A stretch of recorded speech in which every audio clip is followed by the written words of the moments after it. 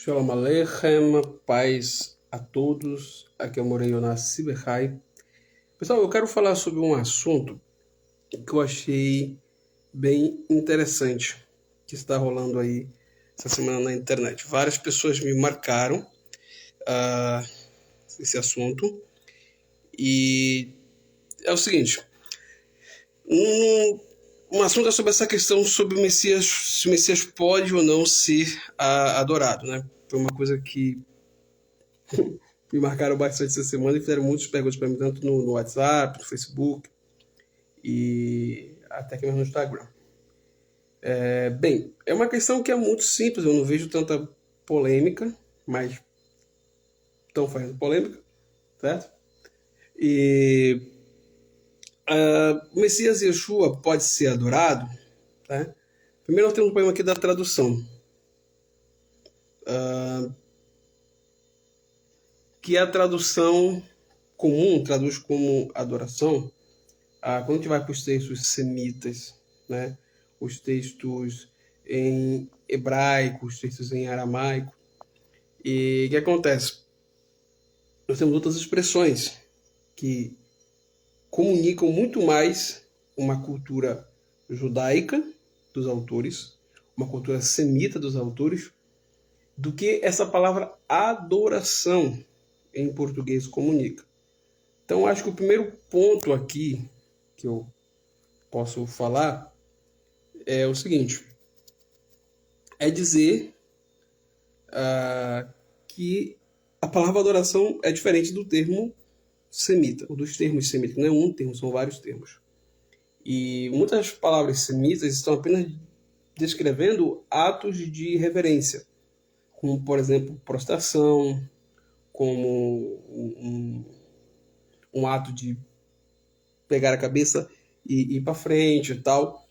E são essas expressões que aparecem, que tanto eram usadas na antiguidade para reverenciar a Deus como Deus, e como também se usava para reverenciar a outros seres, outras autoridades, sem que isso tivesse nenhuma conotação de idolatria.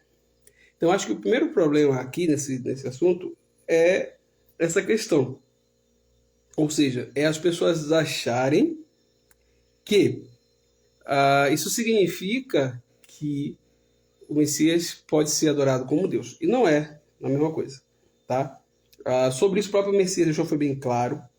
Ele falou, citando a Torá: ao eterno teu Deus adorarás, isso aí prestarás culto. Né? Como está inclusive em português. Então só se pode cultuar um ser como Deus, que é o eterno. E tem até um texto que eu vi várias pessoas citando essa semana, o livro do Apocalipse e tal, como base essas suas afirmações, né? Porque no Apocalipse parece lá os 24 anciões, né, se prostrando diante do Messias. E aí tem também várias pessoas lá, como as quatro criaturas Hayot, né, que aparece também no texto. Só que assim, o próprio livro de Apocalipse deixa claro que ninguém estava adorando ali o Messias, ninguém estava reverenciando o Messias como Deus. O Apocalipse faz uma clara diferença entre Deus, que ele chama, no caso, aquele que se assenta no trono, e o Messias, que no Apocalipse é uma referência ao Cordeiro, né?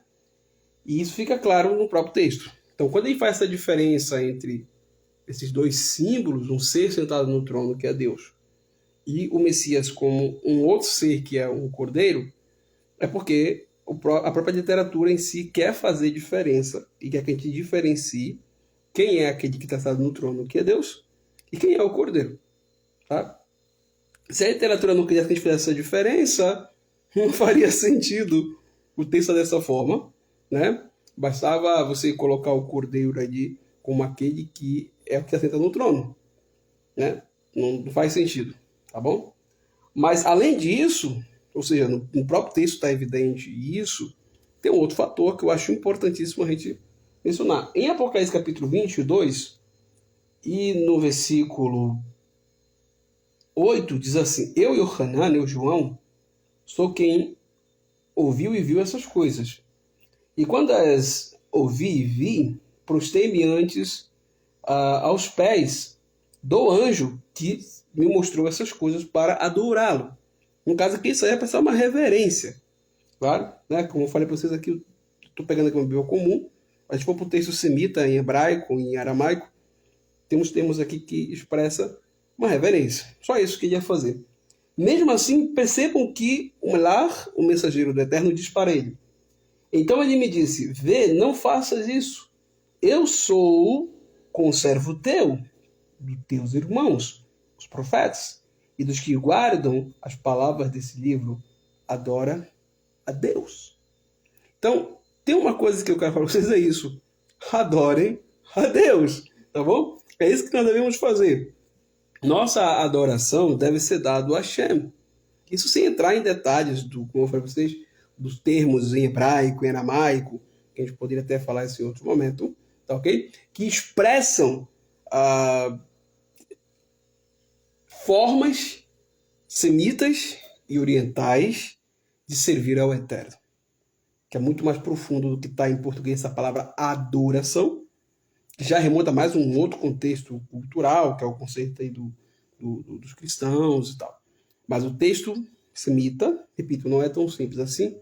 Ele está falando de algo que está no campo da cultura oriental. Mas o ponto mais importante que eu queria contribuir aqui com vocês, postando esse vídeo para vocês, é dizer o seguinte: ao Eterno teu Deus adorarás e só a ele prestarás culto. Foi isso que o Messias Yeshua ensinou. Isso que nós, seus talmidim, seus discípulos, devemos fazer. E nisso devemos nos afirmar, tá? Que é o serviço ao único Deus. O Messias pode ser reverenciado como um rei? Pode, porque ele é rei. O Messias pode ser reverenciado como um redentor, como um salvador e como um representante de Deus? Sim, porque todas essas coisas ele é. Nada há de errado nessa questão. Agora, reverenciar o Messias como se fosse Deus, o Criador dos céus e da terra, a fonte da existência. Isso não é ensinado nas Escrituras. Não foi ensinado pelo Messias Yeshua. Não foi ensinado por seus primeiros discípulos. Pelo contrário, os escritos deles é bem claro. Adorem a Deus. Então, dessa polêmica toda que está aí, o meu conselho para vocês é apenas esse, pessoal. Sigam o ensino dos primeiros discípulos de Yeshua HaMashiach. Adorem a Deus.